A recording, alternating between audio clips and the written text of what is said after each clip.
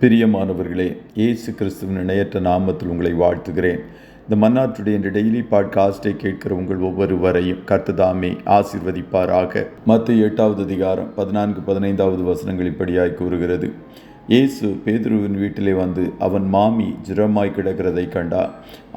அவள் கையை தொட்டவுடனே ஜுரம் அவளை விட்டு நீங்கிற்று. அவள் எழுந்திருந்து அவர்களுக்கு பணிவிடை செய்தாள் என்பதாக. காய்ச்சலிலிருந்து சுகம், ஹீலிங் ஃப்ரம் த ஃபீவர் என்ற தலைப்பின் கீழ் இன்றைய மன்னாவை தியானிக்கப் போகிறோம். இயேசு பேதுருவின் வீட்டிற்கு கடந்து சென்றார். அவர் பெரிய பெரிய கூட்டங்களில் மாத்திரமல்ல, சாதாரண வீடாக இருந்தாலும் அவர் கடந்து வருவார். பேதுருவின் வீடு கடலோரத்தில் இருக்கும் கப்பர்நகும் என்ற சிறிய கிராமத்தில் இருந்தது என்று கருதப்படுகிறது. அப்படிப்பட்ட சாதாரண வீட்டிற்கு கடந்து செல்ல இயேசு சித்தம் கொண்டார். ஆகையால் இயேசு உங்கள் வீட்டிற்கு வருவாரா என்ற சந்தேகம் ஒரு நாளும் இருக்க வேண்டாம்.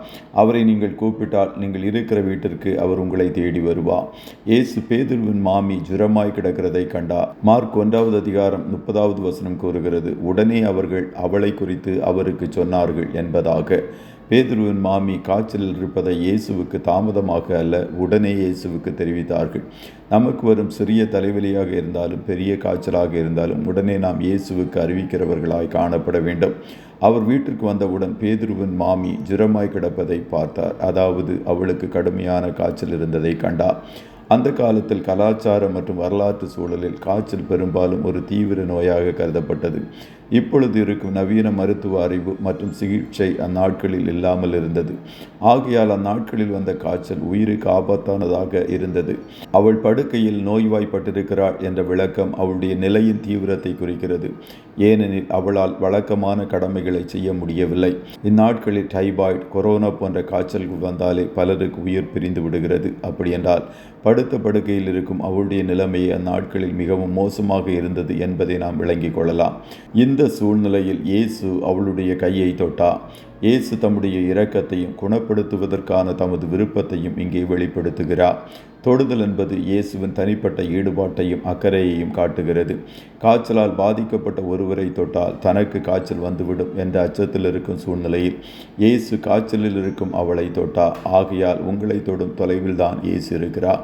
அவர் உங்கள் நெருக்கமாக இருக்கிறார் என்பதை அறிந்து கொள்ளுங்கள்.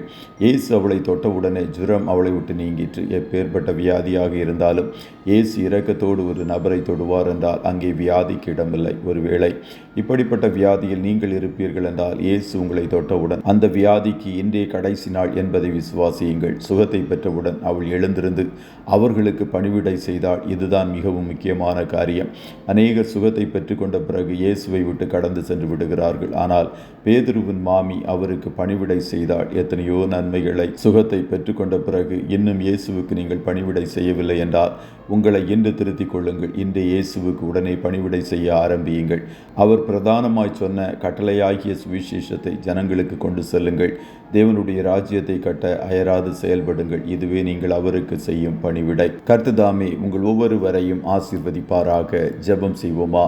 நல்ல தகப்பனே, உம்மை நன்றியோடு துதிக்கிறோம். இந்த மன்னாட்டுடைய இந்த டெய்லி பாட்காஸ்டை கேட்கிற உடைய பிள்ளைகள் ஒவ்வொருவரையும் ஆசீர்வதியும். ஆண்டவரே, உடைய பிள்ளைகள் வியாதிகளினால் கஷ்டப்படுகிறவர்களாய் காணப்படுவார்களே என்றால் விசுவாசமுள்ள ஜெபம் பிணியாளியை ரட்சிக்கும் என்ற வார்த்தையின்படி அவர்களோடு இணைந்து ஜெபிக்கிற இந்த நேரத்தில் கர்த்தர் ஒரு விடுதலையை நீர் கட்டளையிடுவீராக. நீர் மனதுருகி உம்முடைய இரக்கத்தை வெளிப்படுத்தி உம்முடைய பிள்ளைகளை சந்திக்கிற தயவிற்காய் நன்றி.